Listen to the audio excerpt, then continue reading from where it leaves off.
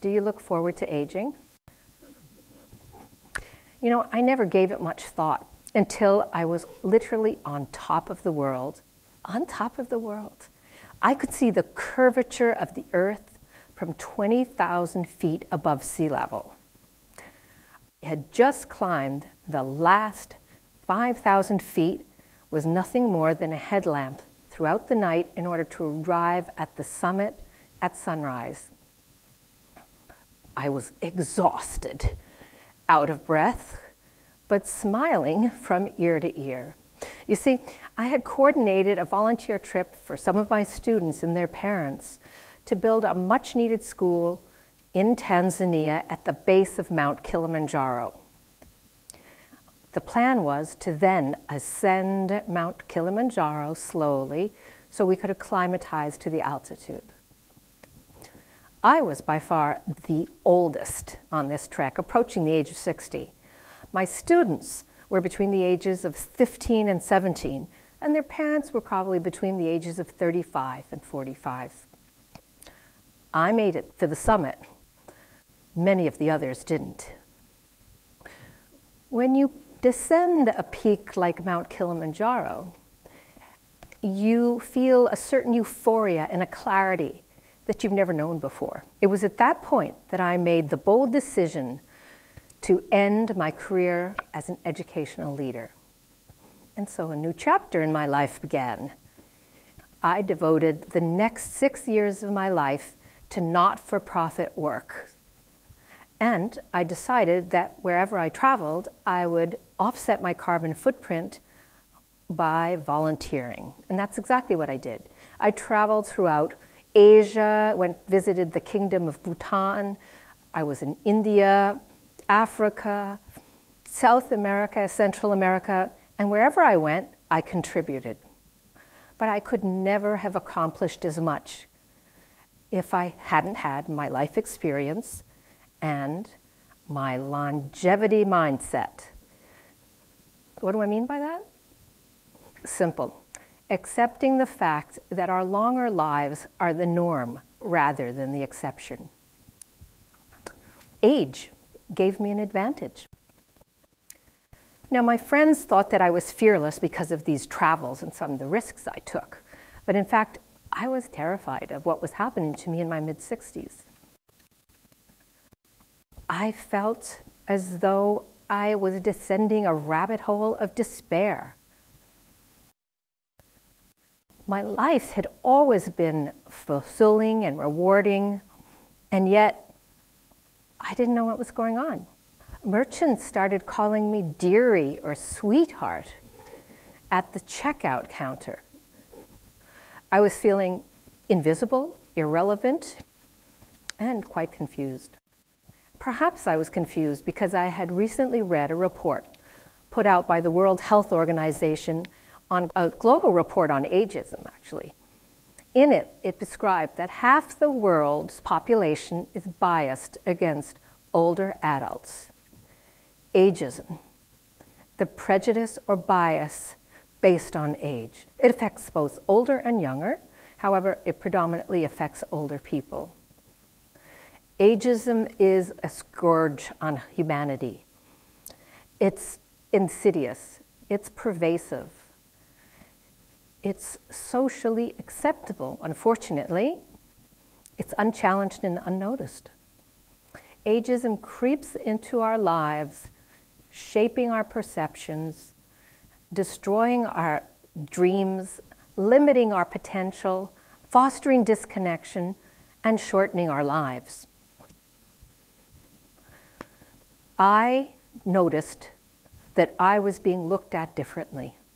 Because of my gray hair and my wrinkles, I knew that anyone who was looking at me was thinking that I was old.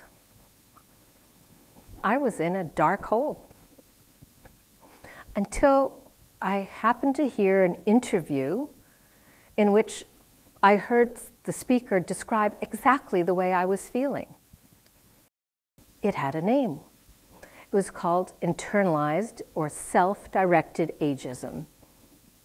I had internalized all those negative age messages throughout my life, and they stuck. Fortunately, it was at that point that one of my former students re-entered my life and invited me to her graduation ceremony. It was there that I learned about social entrepreneurship and social impact investing, two concepts that didn't exist when I was younger. So I was fascinated. And as a result, I started taking courses in social entrepreneurship. And because of my personal experience with aging, I started doing research on ageism, aging, and age diversity. At age 67, I launched my social venture, which was intended to promote age diversity and to educate everybody about ageism. I was very fortunate. I was able to do tons and tons of research about aging. I wasn't a gerontologist, but I had lots of research to look at. I realized then that we have been terribly misled about what it means to age. Yeah, granted, some of our parts get a little loose or need replacement, but we don't have to be defined by our age. In fact, I read that those years beyond age 60 are the best years of our lives. It's referred to as the U-curve of happiness. At the beginning of the curve, which is childhood, and at the end of the curve, which is older adulthood, we are the happiest. And in the middle here, we have a number of challenges: family, finances, mortgages, career. It's no wonder it's difficult at that point. Aging, there are so many benefits to aging and to having an older brain that's been around for a while. As we accumulate years, we also accumulate new perspective. We have better and more improved judgment. We have emotional regulation. We lose our egos, and therefore we become more empathetic and caring. The best, however, is that there is no expiry date on productivity and creativity. Life experience actually gives us a performance edge. The best news, however, comes from Yale professor Becca Levy, who concluded from her studies that if we have an optimistic mindset about aging, we can add 7.5 years to our lives, heal faster, and reduce cognitive decline. These are all pretty exceptional hallmarks of aging, I think. So when you next think about your age, I invite all of you to remember that you have an additional 30 years of your life compared to what your grandparents had. It's referred to as a longevity bonus. And with that, you have a new map of life to design. Aging is not a countdown, it's a count up to unparalleled value and life experience. Aging is a process. It begins at birth. It's universal, and it happens to all of us. When we adopt a longevity mindset, one in which we accept that we have a longer life as the norm rather than the exception, we can reframe what it means to age and change the narrative to one of growth, opportunity, and ingenuity. Perhaps David Bowie said it best. Aging is the extraordinary process whereby you become the person you always should have been.